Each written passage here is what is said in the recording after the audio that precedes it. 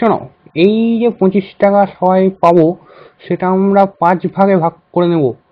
তাতে হয় কি, তুমি আমি এ ও সবাই 5 জনে 5 টাকা করে পাবো, বুঝলে?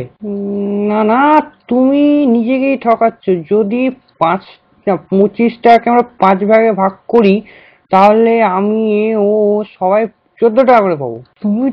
তো তুমি তো একদম গর্দভ দেখছি। আসো, এইখানে আসো, তোমাকে বোর্ডে কষে দেখাচ্ছি।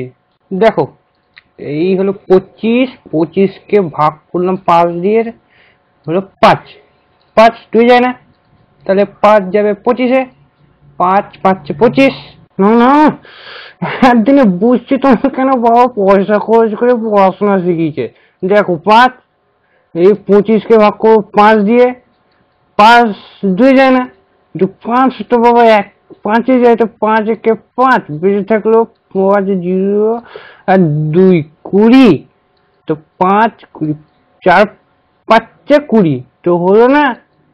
হ্যাঁ, 25কে 5 ভাগে ভাগ করলাম 14 পেলাম। কি যে বলো না, দাও তোমাকে আরেক ভালো করে বুঝাচ্ছি। দেখো, এই হলো 5, 5 5 5-এ 25, বুঝলে? এইটুকু পড়া শিখেছো তুমি? হ্যাঁ, এত বছর ধরে পড়ালাম। হ্যাঁ, 14কে 5 দিয়ে গুণ করলাম, 4 5 20, 5 একে 5 20 5 25। এই নাও তোমার